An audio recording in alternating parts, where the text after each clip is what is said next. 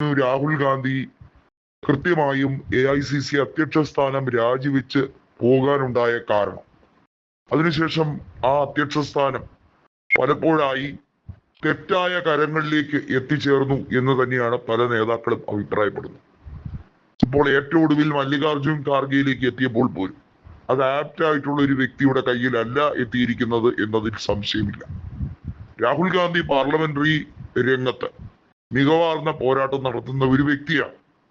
അദ്ദേഹം നിരവധിയായ തവണ ജയിച്ചു കഴിഞ്ഞ് MP ആയി ലോക്സഭയിലും അതുപോലെ തന്നെ ജനമനസ്സുകളിൽ ജോഡോ യാത്രകൾ പലതും നടത്തി ജനങ്ങളുടെ ഇടനെഞ്ചിൽ കുടിയിരിക്കുന്ന ഒരു നേതാവായി മാറിക്കഴിഞ്ഞിരിക്കും. പക്ഷെ അതിനൊന്നും ഒരു അധ്യക്ഷ സ്ഥാന പദവിയിലേക്ക് എത്തുമ്പോൾ കിട്ടുന്ന ഒരു ഓറ ഉണ്ടാകില്ല.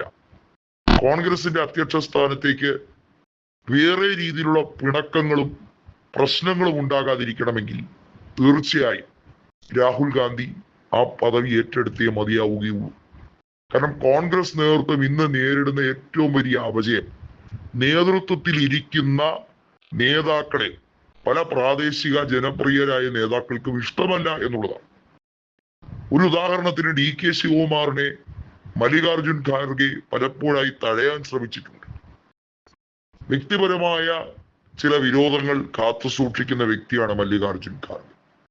അത് കോൺഗ്രസിന്റെ ഇൻക്ലൂസീവ് പോളിസിക്ക് വലിയ തിരിച്ചടിയായി മാറും. എല്ലാവരെയും ഉൾക്കൊള്ളാൻ കഴിയുന്ന ഒരു നേതൃത്വം കേന്ദ്രത്തിൽ ഉണ്ടെങ്കിൽ മാത്രമേ തീർച്ചയായും BJPയുടെ ഇപ്പോഴത്തെ കറണ്ട് പീക്ക് ടൈമിങ്ങിനെ മാറ്റിമറിക്കാൻ, ഒരുപക്ഷെ മലർത്തിയടിക്കുക എന്നൊക്കെ ആലങ്കാരികമായി പറയുന്ന ഒരവസ്ഥയിലേക്ക് കൊണ്ടുവരാൻ കഴിയുകയുള്ളൂ. നിതിൻ നബീനെ പോലെ ഒരു പാവയെ പിടിച്ച് BJPയുടെ ദേശീയ അധ്യക്ഷനാക്കിയതിന് പിന്നിൽ മോദിയുടെയും അമിത്ഷായുടെയും ചില പ്രത്യേക താല്പര്യങ്ങൾ തന്നെയാണ് എന്നുള്ളതിൽ സംശയമൊന്നുമില്ല. പക്ഷേ നിതിൻ നബീനെ പോലെ ഒരു കളിപ്പാവെ പിടിച്ചിരുത്തിയിട്ടും രാഹുൽ ഗാന്ധിയെ പപ്പുമോൻ എന്ന് കളിയാക്കാൻ, അല്ലെങ്കിൽ ആ രീതിയിൽ ഇപ്പോഴും രാജ്യവും അതുപോലെ തന്നെ ഈ ഭൂരിഭാഗം വരുന്ന ഈ ടെറിട്ടോറിയൽ ഏരിയയും കാലാകാലങ്ങളോളം സംഘപരിവാർ കൈകാര്യം ചെയ്യുമെന്ന് അമിത്ഷായെ വീണ്ടും വീണ്ടും അങ്ങനെ പറയാൻ പ്രലോഭിപ്പിക്കുന്നത് രാഹുൽ ഗാന്ധിയെ പോലൊരാൾ അധ്യക്ഷ സ്ഥാനത്ത് വരാത്തതിന്റെ കാരണം കൊണ്ട് തന്നെയാണ്. സംഘടനാപരമായി കോൺഗ്രസിന് ഉണ്ടായ അപജയമുണ്ട്. ഓരോ സംസ്ഥാനങ്ങളിലും കോൺഗ്രസ് ഇപ്പോഴും ഊർജമായി തന്നെ നിൽക്കുന്നു. CPIM തകർന്നു പാളീസായ ബംഗാളിൽ പോലും കോൺഗ്രസിന് ഇപ്പോഴും വേരുകളുണ്ട്. അത് മമതയ്ക്ക് നന്നായി അറിയാം, മറ്റേത് നേതാവിനേക്കാൾ നല്ലതായി.